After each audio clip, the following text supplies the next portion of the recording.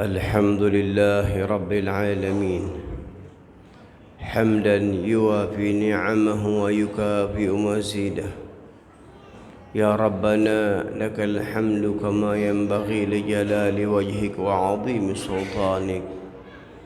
سبحانك لا نحصي ثناء عليك كما أثنيت على نفسك.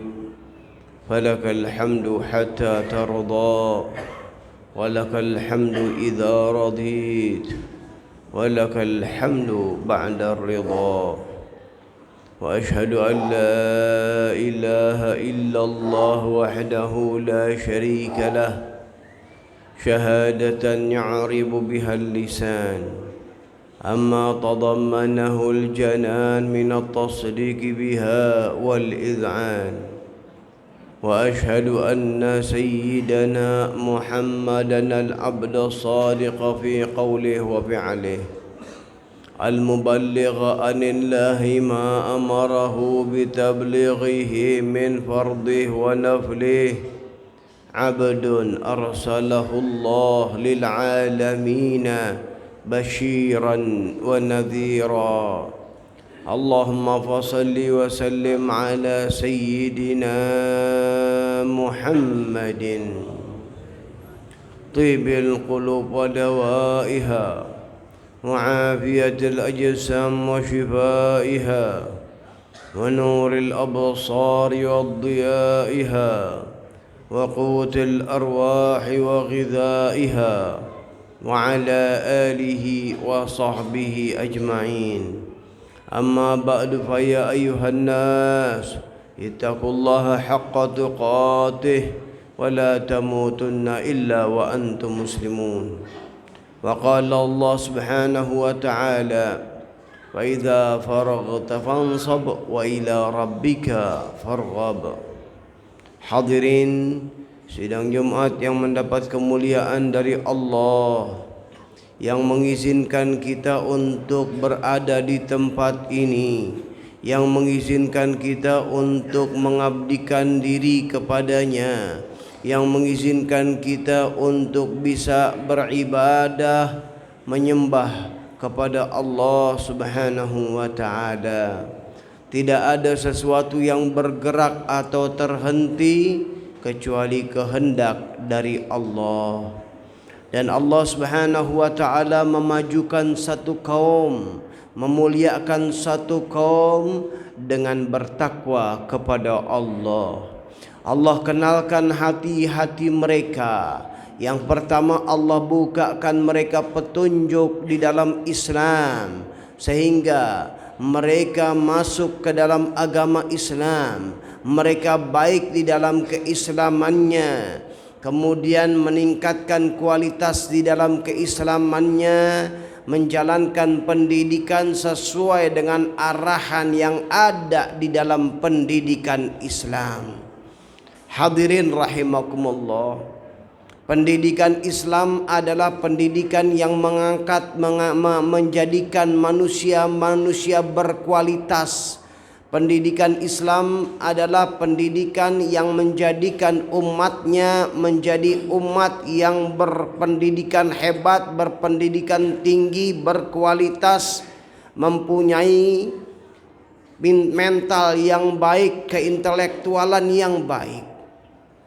Di zaman Rasul sallallahu alaihi wasallam, dahulu orang-orang yang berada di zaman jahiliyah, maka mereka mempunyai, banyak di antara mereka mempunyai mental yang buruk, akhlak yang buruk, kepribadian yang buruk.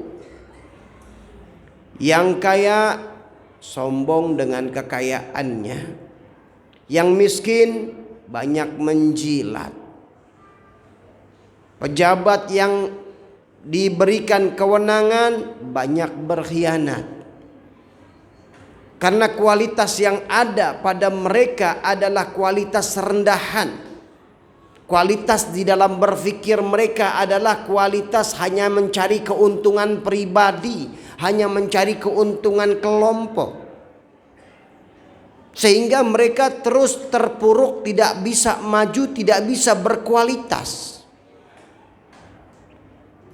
Mereka mendapatkan usaha, mendapatkan uang, tapi yang dipikirkan hanyalah bagaimana mengisi perut, bagaimana bermegah-megahan kepada keduniaan, sehingga pangkat-pangkat yang mereka kejar karena di situ mereka mencari nama, kedudukan, jabatan mereka kejar, walaupun mereka mengeluarkan biaya karena di situ dianggapnya adalah sesuatu pangkat, sesuatu kemuliaan.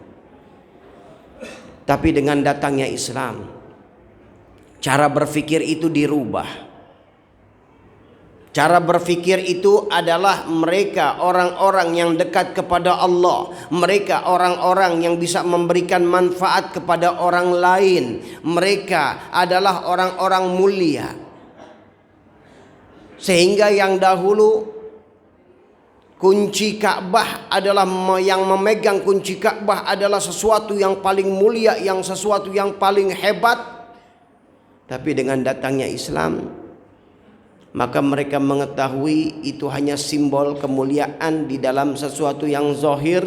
Hakikat kemuliaan adalah kedekatan kepada Allah.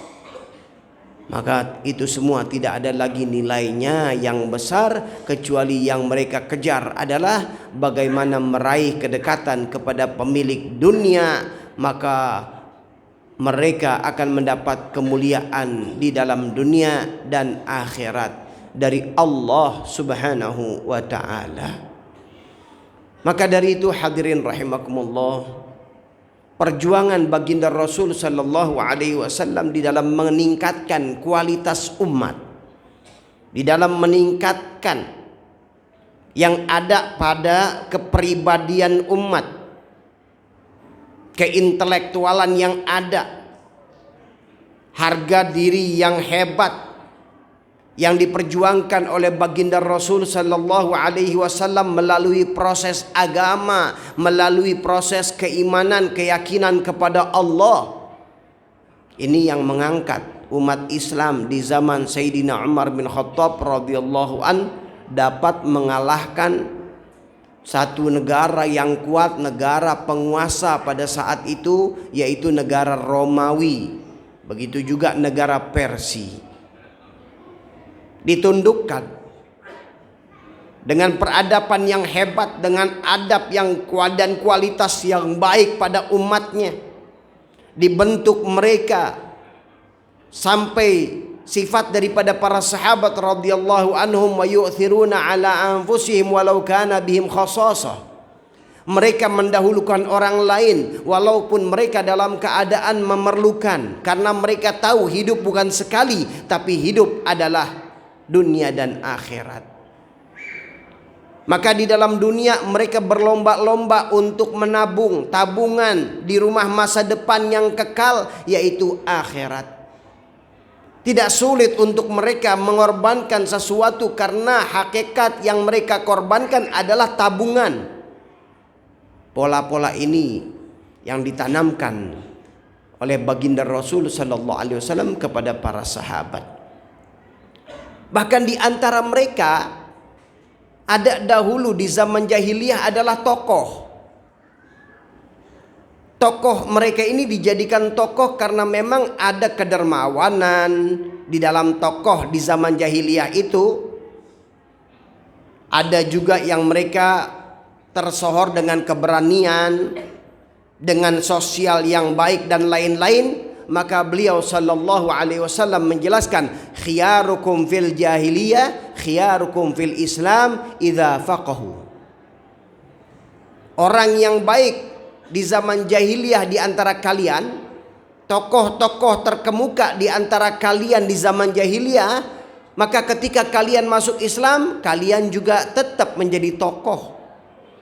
Dengan syarat apabila kalian memahami syariat agama Islam. Karena ketokohan ini terbentuk daripada kepribadian yang baik, jiwa yang baik, didasari dengan hati yang baik kepada manusia, didasari hati yang penuh toleransi kepada manusia, didasari hati yang penuh kasih sayang dan perhatian kepada orang lain, maka dia dicinta dan dijadikan seorang tokoh. Bukan hanya sekedar umur, tapi memang kepribadiannya. Banyak tokoh-tokoh di zaman jahiliyah yang terkenal di dalam keistimewaan kebaikan, diantaranya adalah yang menjalankan amanat, diantaranya adalah mereka yang dermawan, mereka yang berani dan lain-lainnya. Maka mereka juga menjadi tokoh apabila mereka memahami agama Islam dengan baik. Maka itu hadirin rahimakumullah, kalau ada pertanyaan, banyak di Indonesia umat Islam tapi kualitasnya kalah dibanding kualitas yang ada di dalam peradaban Eropa sekarang misalnya, walaupun ini tidak sepenuhnya benar, tapi di antara mereka ada yang lebih peduli dengan keadaan Palestina padahal mereka non muslim. Keadaan mereka lebih peduli kepada orang terhadap penjajahan. Mereka tidak setuju dengan penjajahan padahal mereka non muslim. Ini semua karena memang pendidikan yang ada pada mereka mengajarkan tentang kebebasan walaupun dengan tanda kutip. Maka itu hadirin rahimakumullah, kita umat Islam apabila kita berpegang kepada jalannya baginda Rasul sallallahu alaihi wasallam, akhlak kepada akhlaknya Rasul sallallahu alaihi wasallam, tidak mudah diprovokasi, tidak mudah dipecah belah, tidak mudah kita untuk diadu domba. Sehingga apabila kita berpatokan kepada Islam, maka kita akan tanyakan bagaimana menurut Islam, bagaimana kacamata Islam memandang satu perkara tersebut, bukan lagi dari kepribadiannya. Dan juga jangan lupa merujuk kepada orang-orang alim, orang-orang yang takut kepada Allah, orang-orang yang mengerti ilmu agama, mengarahkan manajemen hati kita menjadi hati yang baik, tidak pendendam, tidak menjadi hati yang buruk, tidak selalu diadu domba benci kepada fulan ke fulan, ke golongan. Maka insya Allah ini adalah kunci untuk kebersatuan kita, dan mudah-mudahan Allah Subhanahu wa taala jadikan hati kita senantiasa bersatu, hati kita senantiasa mengisi kebaikan, dan tidak mudah kita diprovokasi, tidak mudah kita dipecah belah. Mudah-mudahan Allah Subhanahu wa taala bukakan petunjuk dalam diri kita, berbuat bagaimana yang harus kita perbuat untuk umat Nabi Muhammad sallallahu alaihi wasallam. Amin ya rabbal alamin. Ibadallah, والله سبحانه وتعالى يقول وبقوله المهتدون بسم الله الرحمن الرحيم إنا أعطيناك الكوثر فصل لربك وانحر إن شانئك هو الأبتر. بارك الله لي ولكم بالقرآن العظيم ونفعني وإياكم من الآيات والذكر الحكيم وتقبل منا تلاوته إنه هو السميع العليم فاستغفروا إنه هو الغفور الرحيم.